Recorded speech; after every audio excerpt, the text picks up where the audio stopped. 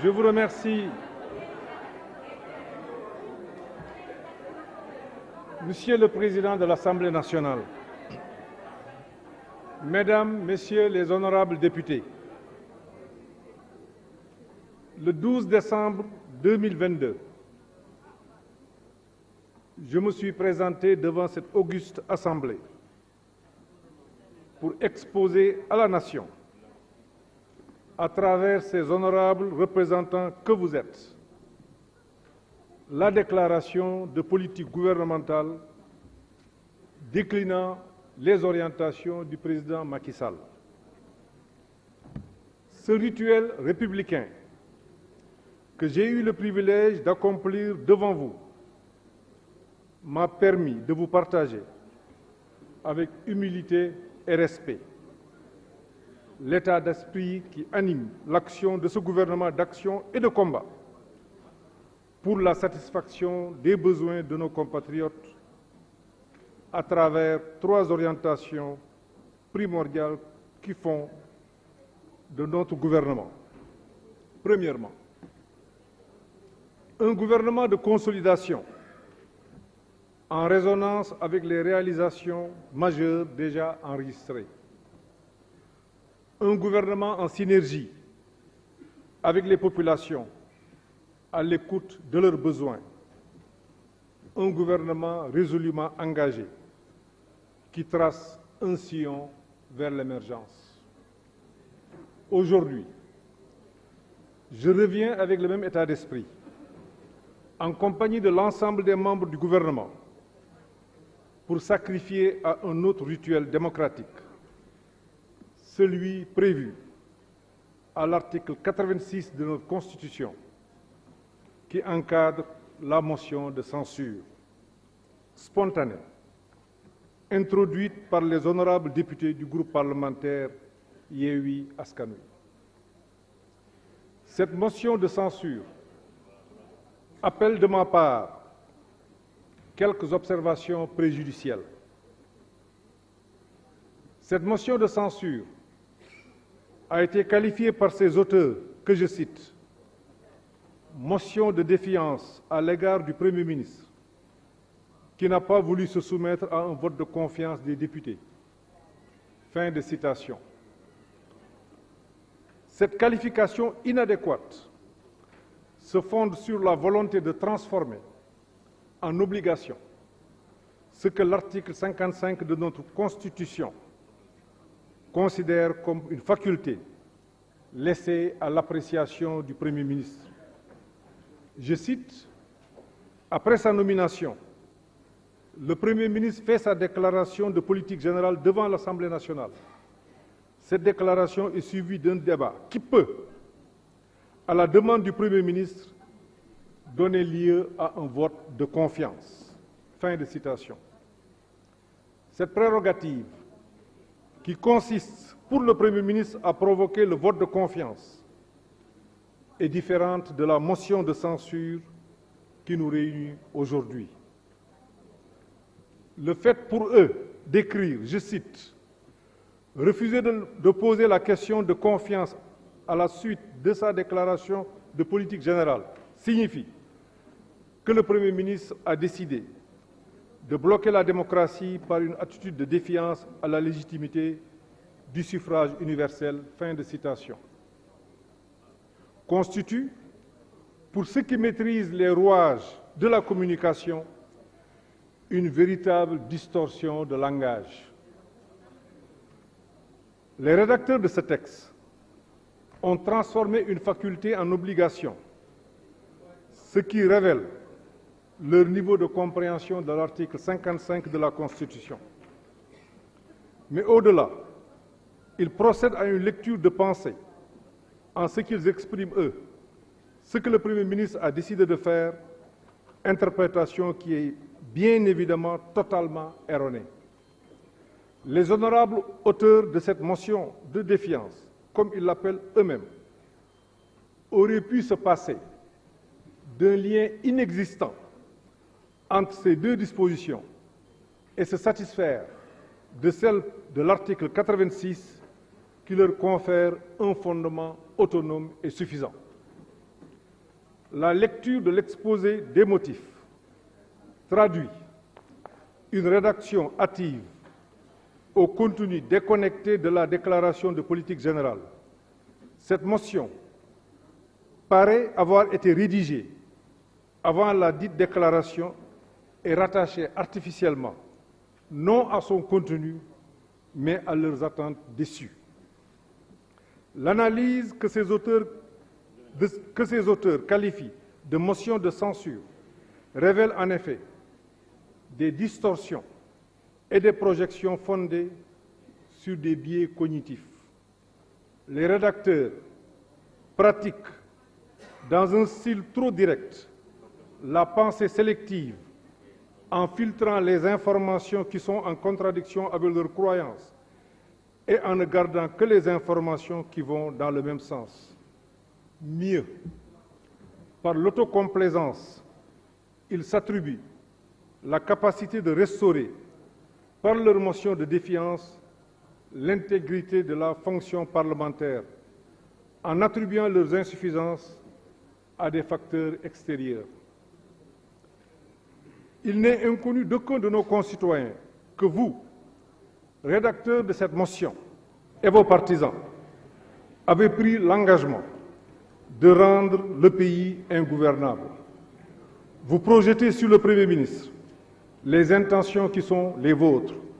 Vous cherchez, comme vous le dites vous-même, à bloquer la démocratie par une attitude de défiance à la légitimité du suffrage universel. Ce suffrage universel par lequel le président Macky Sall a été élu et qui lui confère le droit constitutionnel de nommer un Premier ministre pour mettre en œuvre la politique qu'il a définie.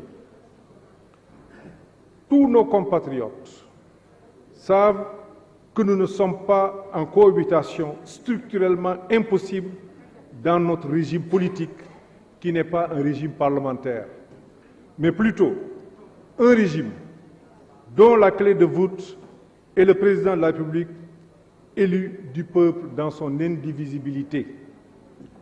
L'exercice du pouvoir est très sérieux pour être traité avec autant de légèreté et une quête permanente de coups d'éclat. Lorsque les critiques cessent d'être positives et constructives pour devenir systématiques et automatiques, elles perdent de leur crédibilité et de leur légitimité. Votre auguste Assemblée, à travers une forte majorité, a adopté le budget que notre gouvernement lui avait soumis il y a moins d'une semaine. Cette adoption du budget à une majorité aussi confortable constitue en soi une marque de confiance à l'égard de notre gouvernement. Aussi, est-il curieux qu'une motion de censure soit déposée avant même que ce budget ne connaisse un début d'exécution, à moins qu'il ne s'agisse d'une volonté de vouloir jeter le discrédit sur nos institutions. Notre pays ne mérite vraiment pas cela. Notre pays ne mérite vraiment pas cela. Venons-en à présent au fond, ou pour ce qui en tient lieu.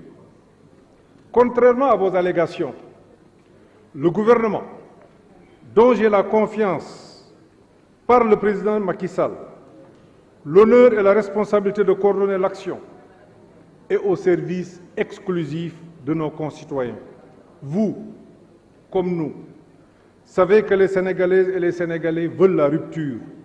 Oui, la rupture avec cette manière de faire de la politique, fondée sur le blocage systématique des institutions, ce qui rend les populations peu fières.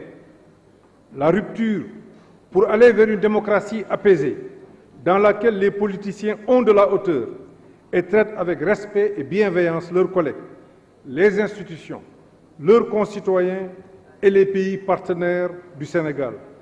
La rupture en mettant l'intérêt supérieur du Sénégal au-delà de toute considération partisane, avec intelligence et organisation et méthode, et non en cultivant la haine et l'adversité, la colère et les calomnies, les invectives et les médisances, les subversions et les transgressions. La rupture en consolidant l'état de droit avec une justice qui protège les plus faibles, qui garantit sans complaisance la sécurité et l'intégrité du territoire. La rupture pour construire avec conscience et bienveillance une nation prospère et en paix. La rupture ne signifie pas la cécité volontaire pour refuser de voir des résultats tangibles et patents, des résultats qui profitent à nos compatriotes en matière de santé, de bien-être, de mobilité, de formation, de sécurité et de respect de leur dignité. La rupture ne signifie pas non plus le fait de se mettre des œillères pour rejeter ou disqualifier tout ce que vous n'avez pas réalisé, parce que vous n'avez pas encore l'opportunité d'avoir des réalisations à votre actif. Le peuple attend de nous tous une attitude plus patriotique, plus républicaine, plus démocratique, une attitude plus intelligente. Le peuple vous observe, nous observe, mais vous préférez peut-être rester sourd à ces alertes incessantes face aux nouvelles pratiques que vous avez introduites dans le champ politique et dans lesquelles le peuple ne se retrouve point. Libérez le peuple, Yewwi Leen Askan Wi, de la désinformation, de la manipulation, de l'arrogance comme mode de communication politicienne. Libérez le peuple, Yewwi Leen Askan Wi, de la violence verbale, morale et physique comme moyen de pression politique. Libérez le peuple, Yewwi Leen Askan Wi, de l'impertinence, de l'intempérance et de la communication nébuleuse. Libérez le peuple, Yewwi Leen Askan Wi, du discours de haine et de xénophobie à l'endroit des pays frères et amis partenaires du Sénégal qui contribuent à notre effort de développement. Vous pouvez ne pas être d'accord avec notre politique parce que peut-être vous pensez pouvoir faire autant ou mieux. Vous en avez le droit, certes, mais ce n'est pas une raison de renoncer à l'appréciation lucide et clairvoyante. En levant le filtre sur vos observations, vous constaterez que les préoccupations des populations sont largement prises en compte par notre gouvernement en matière de lutte contre la faim et la pauvreté, d'amélioration de la performance de l'administration, de gouvernance transparente, d'éducation et de formation, de santé et de bien-être, de satisfaction des préoccupations des Sénégalais de l'extérieur, de gestion concertée de nos ressources naturelles. En définitive, il s'agit bien d'un gouvernement à l'écoute des besoins des populations et résolument engagé vers l'émergence. Honorables députés du peuple, l'exposé des motifs de la motion de défiance qui est soumise est plus qu'un discours de campagne électorale réchauffé. La relecture de la déclaration de politique générale vous permettra en effet de vous apercevoir du décalage qui existe entre votre texte et la réalité du discours qui vous est proposé. Comme je l'ai dit lundi dernier, je cite, « La configuration actuelle de l'Assemblée nationale nous lance un énorme défi de conscience, de responsabilité et nous invite à cultiver l'art du dialogue contradictoire autant que cela sera nécessaire. Les lois et les décisions d'importance cruciale seront prises à ce que je pourrais appeler la majorité responsable et consciente. Je pense à cette majorité qui a la capacité de s'élever pour transcender les clivages crypto-personnels, les divergences partisanes, l'adversité gratuite, les intérêts éphémères, pour mettre au-dessus de toute considération en vue de le faire triompher l'intérêt supérieur du Sénégal. » Fin de citation. Vous êtes interpellé dans votre conscience pour laisser au gouvernement le soin de continuer son travail sous votre contrôle vigilant et l'évaluer sur la base de ses promesses, comme vous y invite la Constitution. Notre pays est à la croisée des chemins. Le temps est celui de l'engagement et de l'action intelligente au regard des enjeux économiques, environnementaux, socioculturels, sécuritaires, qui défie tous les États du monde. Le peuple attend de nous plus de clairvoyance et de responsabilité pour consacrer notre temps à faire œuvre utile pour le bien de l'ensemble des populations. Nous devons montrer encore une fois que nous sommes un grand peuple, que nous sommes capables de mobiliser nos énergies, de rassembler nos forces pour servir les intérêts de notre cher pays. Quelles que soient nos opinions et nos divergences politiques, nous devons pouvoir nous rassembler autour de l'essentiel. Il nous faut marcher ensemble, la main dans la main, pour maintenir et consolider la cohésion sociale de notre cher pays et redonner à la jeunesse sénégalaise espoir et confiance à son avenir. J'en appelle à la conscience et à l'engagement responsable des honorables représentants du peuple pour rejeter purement et simplement cette motion de défiance inopportune. Ce serait la meilleure façon de confirmer la confiance que le peuple avait déjà manifestée à l'endroit de la déclaration de politique gouvernementale. Je vous remercie, honorables députés de notre mouvance, pour votre engagement constant et votre soutien indéfectible. Je remercie également les députés de l'opposition républicaine qui ne voteront pas cette motion de censure.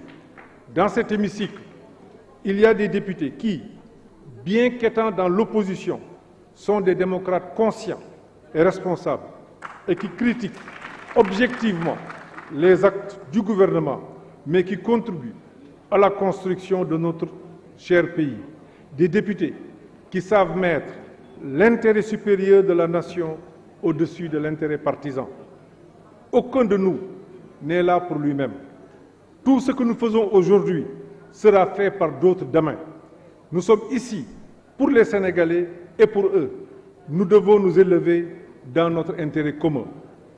Je vous remercie pour l'opportunité et l'honneur que vous m'offrez au passage pour dialoguer à nouveau avec nos compatriotes et leur renouveler notre engagement à les servir sous la haute autorité du président de la République, Macky Sall. Monsieur le Président